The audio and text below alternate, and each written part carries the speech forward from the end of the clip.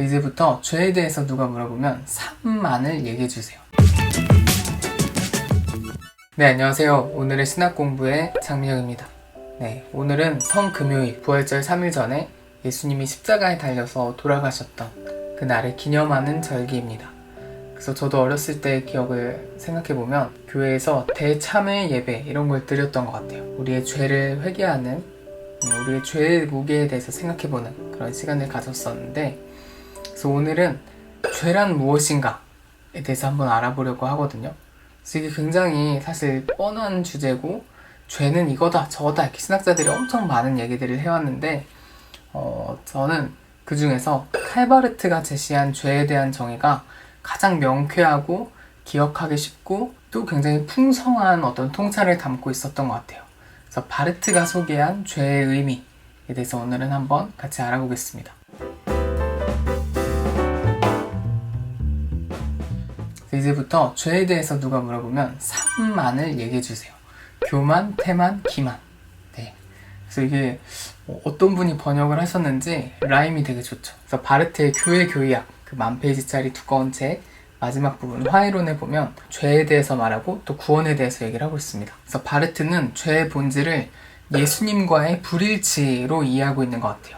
그러니까 예수님이 여기 계실 때 우리가 여기 있으면 이게 죄라는 거거든요. 그래서 첫 번째 죄는 교만입니다. 예수님은 주님이시지만 종으로서 이 땅에 오셔서 성육신으로 인간의 모습을 취하며 낮아지셨죠.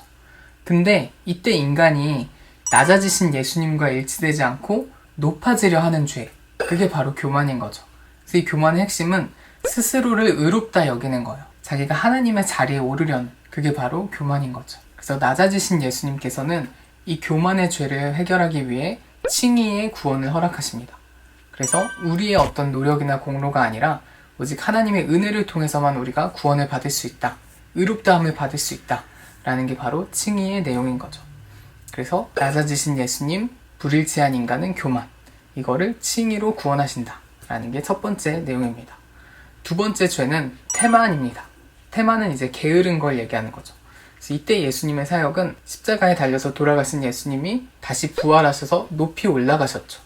그래서 부활하신 예수님은 이제 인간을 그 영광의 자리로 초청하시거든요. 내가 높아졌으니 너희도 나처럼 높아지거라. 예수님이 초청하시는데 그 초청에 응답하지 않는 것, 불응하는 것, 계속 낮아진 상태로 머물려 하는 게 인간의 태만이라는 죄인 거죠. 인간이 예수님을 닮아가는, 예수님의 영광을 취하는 길을 이제 순종하고 걸어야 되는데 이 길을 거부하고 게으르게 머무는 것, 그게 태만의 죄가 되는 겁니다. 그래서 이 태만의 죄를 위해 예수님께서는 성화의 길을 통해 구원을 제시하시는 거죠.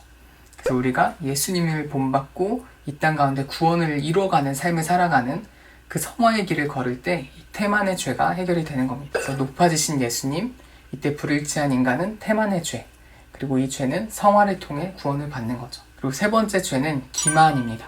기만은 이제 거짓말, 속이는 것을 의미하는데 이때 예수님의 사역은 성령님을 통해서 이 세상 가운데 참된 증거자의 사역을 하시는 거죠. 근데 하나님은 이렇게 스스로를 증언하시는데 목격자인 우리, 증인인 우리가 하나님에 대해 증언하지 않는 죄를 범하는 게 바로 기만인 거죠. 이 세상이 예라고 말할 때 우리는 아니오라고 외쳐야 되는데 그걸 하지 않는 죄, 복음을 속이는 죄, 그게 바로 기만이 되는 거죠. 그래서 이 기만의 죄를 위해 예수님은 어떻게 우리를 구원하시냐면 우리를 소명의 길로 부르십니다. 우리를 증인으로 부르시는 그 예수님의 초청에 응할 때 기만의 죄로부터 벗어나게 되는 것. 그래서 이 바르트는 이 기만의 죄를 되게 크게 생각했어요. 바르트는 당시 독일이 나치 정권 하에 있었는데 독일 그리스도인 연맹이라는 그 교회 집단은 나치에 찬성하는 입장을 발표했었거든요. 바르트는 여기에 반대해서 바르멘 선언을 발표하고 고백 교회를 이끌면서 우리의 유일한 주인은 예수 그리스도밖에 없다. 히틀러는 우리의 주인이 아니다.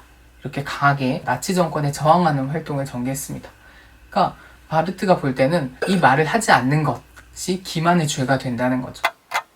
이렇게 죄를 교만의 문제, 태만의 문제, 기만의 문제로 생각할 때 우리의 삶과 기도가 좀 달라질 수 있을 것 같아요. 균형 잡힌 신앙생활을 꾸려갈 수 있다는 거죠. 여기서 만약 태만의 죄에 대해서 우리가 둔감해진다면 그거는 구원파 신앙이 될 수 있어요. 교만에 대해서만 생각하고 칭의만 생각한다면 난 의롭다 하심을 받았어. 이제 그냥 내 마음대로 살면 돼.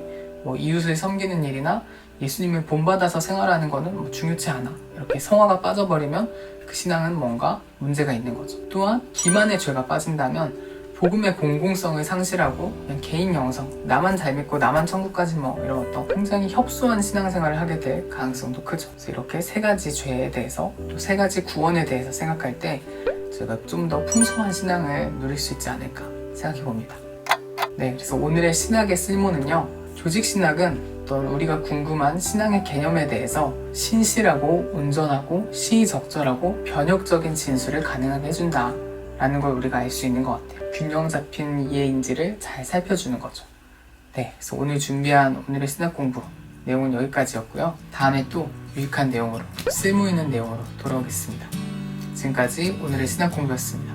감사합니다.